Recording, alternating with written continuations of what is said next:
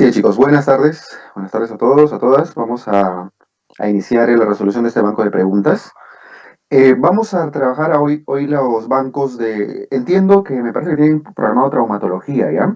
Pero me parece, me confirman, quizás si solo tienen programado traumatología, pero vamos a hacer todos los bancos que tenemos pendientes, porque la parte de anestesiología, cirugía plástica, cirugía pediátrica, son bancos bastante chiquitos de preguntas que vienen muy poco y además son preguntas es un tema que hemos trabajado ayer en la teoría, así que está bastante fresquito.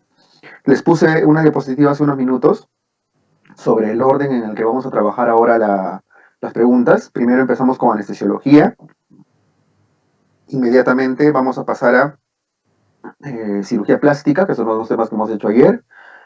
Luego vamos a hacer cirugía pediátrica, y después de esos tres bancos tomamos un pequeño receso porque son poquitas preguntas e iniciamos con traumatología. ¿Ya? El banco de cirugía general ya ha sido resuelto, creo que fue justo un día antes de la cuarentena, el sábado previo, si mal no recuerdo, me parece.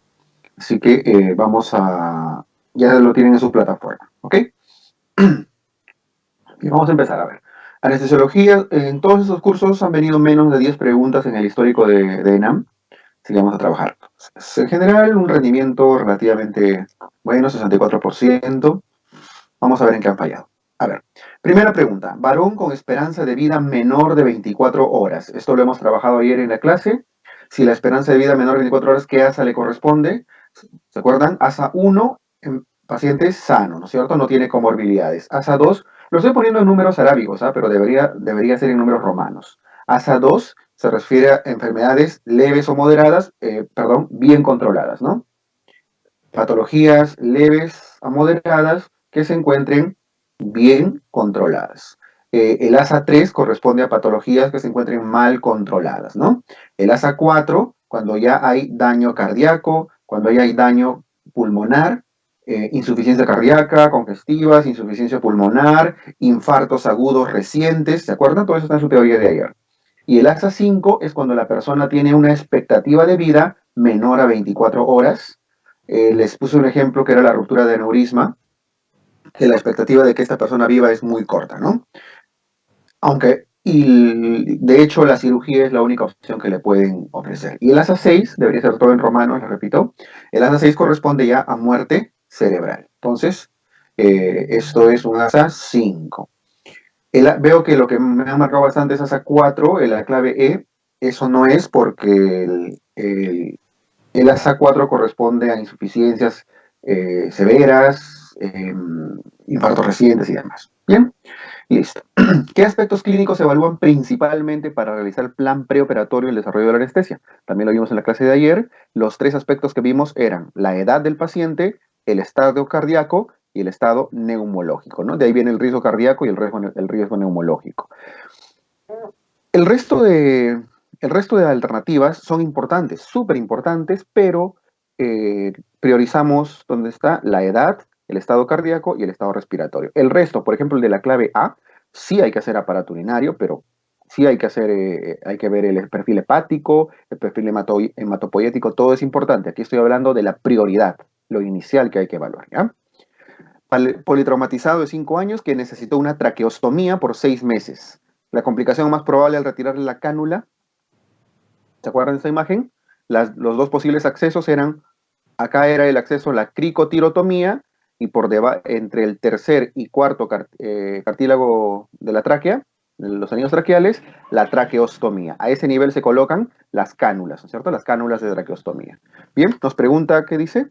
Ha estado 6 meses con su traqueostomía. ¿Qué complicación es muy probable? ¿Se acuerdan de las complicaciones? La traqueostomía. Su complicación inmediata, hablo de las primeras 24 horas. Más importante era la hemorragia. Y la complicación tardía era la estenosis, ¿no es cierto?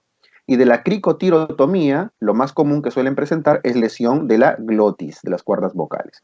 Entonces, como estaba hablando de una complicación a largo plazo, 6 meses, lo más probable es que esté estenótico. ¿Dónde está? Acá está, ¿no? Lo más probable es que haga una estenosis traqueal. Si es el resto, sí es posible hacer disfonía, bronquitis. Bronquitis podría ser más bien durante el periodo de la traqueostomía, ¿no? No al quitarle. Sí es posible. La fístula también es posible.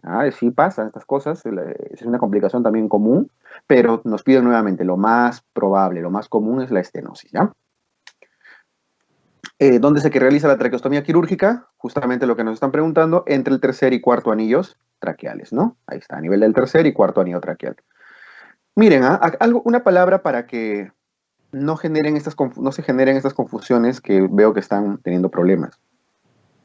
Me han marcado a nivel de la membrana tiroidoidea, por ejemplo. O sea, quien marcó la A está pensando tiroidoidea acá, ¿cierto? Nada que ver, ¿no? Otra opción, me dicen entre el primer y segundo anillo, bueno, al menos habla de la tráquea. A nivel del cartílago cricoides o membrana cricotiroidea, o sea, me están poniendo acá diferentes puntos, ¿no? La tráquea recién empieza debajo del cartílago cricoides. Si habla de traqueostomía es porque están entrando a la tráquea. Estos espacios de acá arriba no tienen nada que ver con la tráquea, ¿ya? Así que no hay forma de marcar esas otras alternativas porque está hablando de otros espacios anatómicos. Causa de los escalofríos durante la anestesia epidural. Ayer lo conversamos. Miren, la pregunta es medio extraña, quizá pudo haberse redactado mejor, pero ¿a qué se refiere? A ver, durante la anestesia epidural, durante la anestesia epidural. Es verdad, es cuando les ponen anestesia epidural, ¿se acuerdan que ya conversábamos? ¿Cómo es epidural?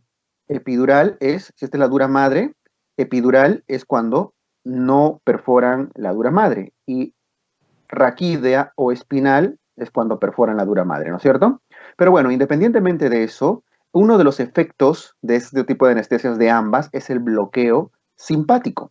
Y el bloqueo simpático genera vasodilatación. Y esa vasodilatación es la que nos lleva a una disminución de la presión arterial, a una hipotensión. ¿Ok? Es verdad que después, como mecanismo compensatorio, los vasos periféricos hacen vasoconstricción y ahí empiezan a sentir más frío todavía. Pero la pregunta está bien, como que quiere especificar específicamente durante la anestesia. Durante la anestesia los pacientes hacen vasodilatación y eso hace caída de la presión y eso genera los escalofríos, es la sensación de escalofríos.